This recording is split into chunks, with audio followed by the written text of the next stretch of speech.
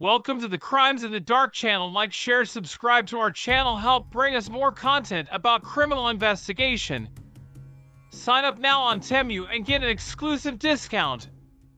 This is a gripping and adrenaline-filled story that reveals the harsh reality of one of Brazil's most dangerous regions, the border between Ponta Porã in Mato Grosso do Sul and Pedro Juan Caballero in Paraguay. This thin line dividing two countries also separates two worlds. On one side, hope and honest work. On the other, constant fear and the might of drug trafficking. Imagine stepping into this area where the calmness of small towns is merely a facade for one of the world's largest drug distribution centers. Here, the border is almost non-existent, a seemingly ordinary avenue that hides a silent war where there is no control, and trafficking runs rampant, back and forth, without restrictions. Brazil, with one of the longest land borders in the world, faces the challenge of controlling this vast territory. Border towns like Ponta Porã are a boiling pot where drug trafficking finds fertile ground to grow and thrive. The proximity to cocaine-producing countries like Colombia and Bolivia turns the border into a crucial route for the global drug trade. The situation is further complicated by the lack of enforcement. Small planes loaded with drugs cross the border undetected, flying low to avoid radar. Despite the shoot-down law, which allows these aircraft to be taken down, it is not enough to stem the flow. Roads have become the primary distribution channels, and the presence of Brazilian criminal factions only exacerbates the problem.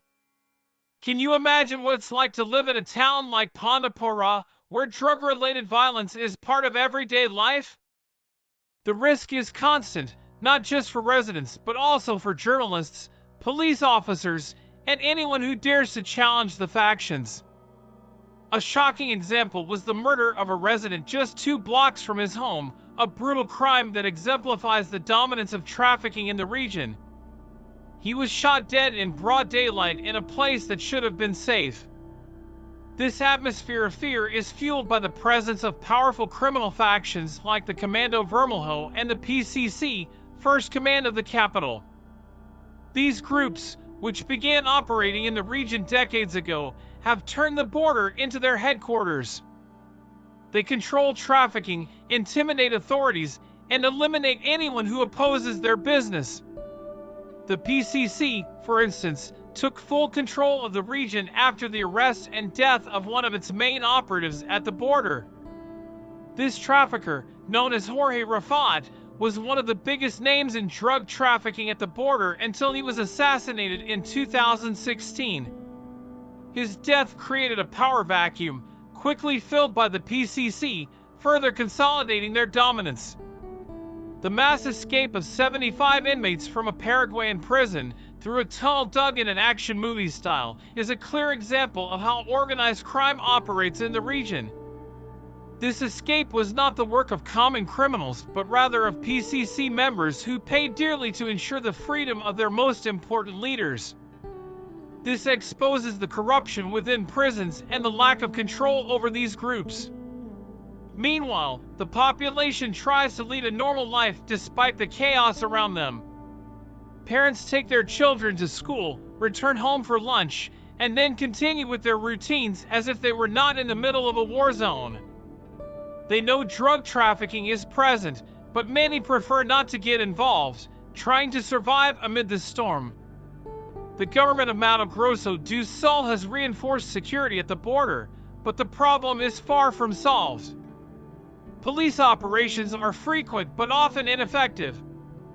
Even when there are attempts at cooperation between the security forces of Brazil and Paraguay, corruption and lack of coordination prevent concrete results. So, what remains to be done? How do you fight an enemy that is deeply rooted not only in local society but also in the region's economy?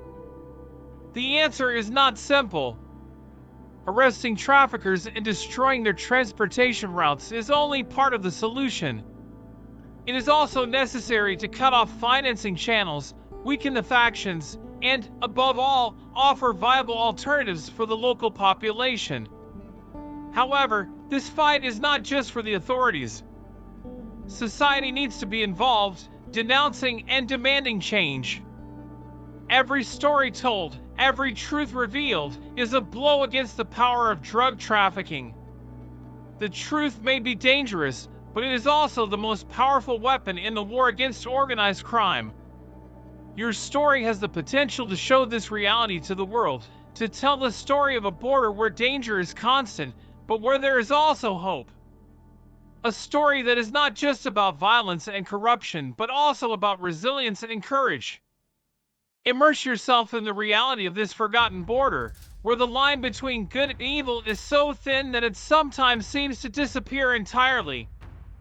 The narrative you are about to create will reveal the backstage of an invisible war, a daily battle where ordinary citizens, police officers, and even journalists are pawns in a game controlled by forces far greater and more dangerous than they could imagine. The border between Ponta Porra and Pedro Juan Caballero is a true battlefield. These residents are silent witnesses to a war they did not choose, but that has become part of their lives. They see the luxurious mansions that spring up overnight, know who the drug lords are, and understand that the police often have their hands tied by a system that prioritizes the profit of crime over public safety. Still, many choose silence out of fear of retaliation, while others become unwitting accomplices, accepting the easy money the drug trade offers in exchange for their services. For the security forces, the challenge is immense. The police officers working in the region face a constant struggle, not just against traffickers, but also against bureaucracy and a lack of resources. The operations are dangerous, and the risks are high, with many lives lost in confrontations. And yet, the cycle continues, with new generations of criminals quickly replacing those who were arrested or killed. The region is a critical crossroads for drug trafficking, serving as a gateway for the cocaine that will be distributed not only in Brazil but around the world. The criminal factions controlling this route have international connections, and each shipment crossing the border represents millions of dollars in profit. This creates a parallel economy where drug money infiltrates every aspect of local life, from politics to commerce, creating a cycle of dependency that is hard to break. However, it is not just the traffickers who profit from this situation. Corruption is a cancer that erodes the effectiveness of security operations. Bribes and shady deals allow many criminals to escape unpunished, and those few who are arrested often find ways to continue their operations from within the prisons themselves. This reality creates a sense of helplessness among citizens and honest authorities who see their efforts constantly thwarted. The case of the mass escape from the Paraguayan prison is a clear example of this. The construction of such an elaborate tunnel and the escape of so many high-ranking criminals could not have happened without the complicity of corrupt officials. This incident not only further weakened security in the region, but also sent a powerful message: organized crime operates above the law, and the border is its playground. Yet, there is hope. Resistance comes in many forms, whether through successful police operations or the brave work of journalists who risk their lives to expose the truth. Every step toward justice, no matter how small, is a victory against the power of drug trafficking. In the end, this story is about a border, not just between two countries, but between two worlds. One where trafficking reigns and violence is the law, and another where ordinary people fight every day to protect their families and communities. Telling this story is giving a voice to those who live on this thin line, revealing to the world the human cost of a war that many prefer to ignore. It is about courage, resilience, and the eternal battle between good and evil.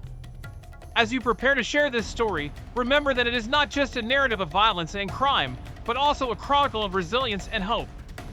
This is the reality of a border that, at first glance, may seem lost to drug trafficking but still harbors people who fight to maintain their dignity, their families, and their community's safety.